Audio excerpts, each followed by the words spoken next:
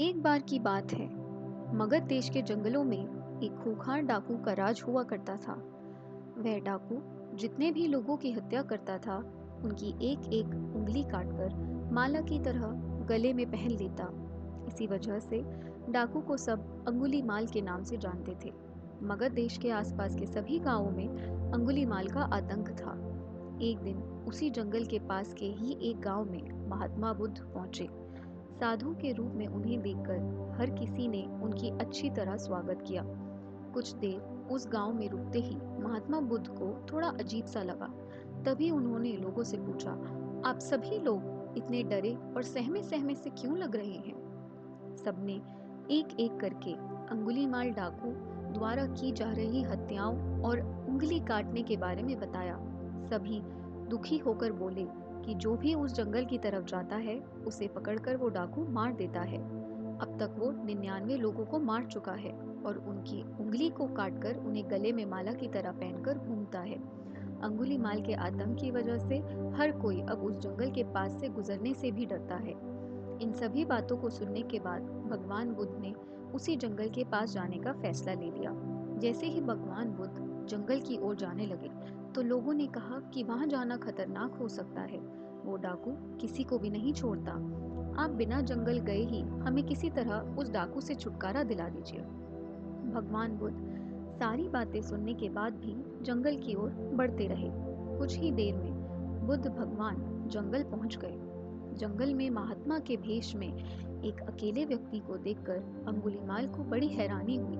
उसने सोचा कि इस जंगल में लोग आने से पहले कई बार सोचते हैं, आ भी जाते हैं तो अकेले नहीं आते और डरे हुए होते हैं। ये महात्मा तो बिना किसी डर के अकेले ही जंगल में घूम रहा है।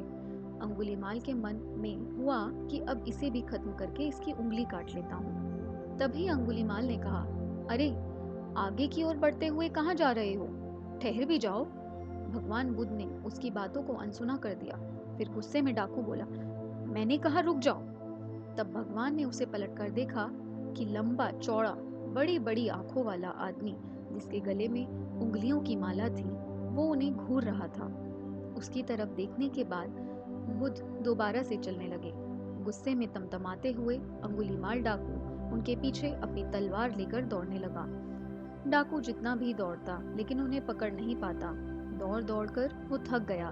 उसने दोबारा कहा, रुक जाओ वरना मैं तुम्हें मार दूंगा और तुम्हारी उंगली काटकर मैं 100 लोगों को मारने की अपनी प्रतिज्ञा पूरी कर लूंगा। भगवान बुद्ध बोले कि तुम अपने आप को बहुत शक्तिशाली समझते हो ना, तो पेड़ से कुछ पत्तियां और टहनियां तोड़कर ले आओ। अंगुलीमाल ने उनका साहस देखकर सोचा कि जैसा ये कह रहा है कर ही लेता हूँ। वो थोड़ी देर में पत्तियां और टहनियां तोड़कर ले आया और कहा, ले आया मैं इन्हें। फिर बुद्ध जी ने कहा, अब इन्हें दोबारा पेड़ से जोड़ दो। यह सुनकर अंगुलीमाल बोला, तुम कैसे महात्मा हो? तुम्हें नहीं पता कि तोड़ी हुई चीज को दोबारा नहीं जोड़ा जा सकता?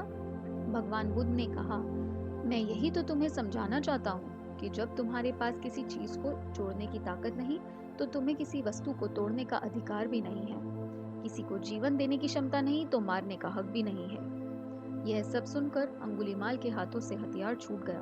भगवान आगे बोले, तू मुझे रुक जा कह रहा था। मैं तो कब से स्थिर हूँ। वो तो तू ही है जो स्थिर नहीं। अंगुलीमाल बोला, मैं तो एक जगह पर खड़ा हूँ, तो कैसे अस्थिर हुआ? और आप तब से चल रहे हैं। बुद्ध भगवान बोले, मैं लोगों को क्षमा करके स्थिर हूँ और तू हर किसी के पीछे उसकी हत्या करते हुए भागने की वजह से अस्थिर है।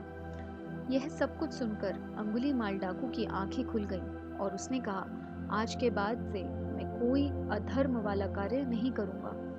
रोते हुए अंगुलीमाल डाकू भगवान बुद्ध के चरणों पर गिर गया। उसी दिन अंगुलीमाल ने बुराई का रास्ता छोड़ा और वो बहुत बड़ा सन्यासी बन गया।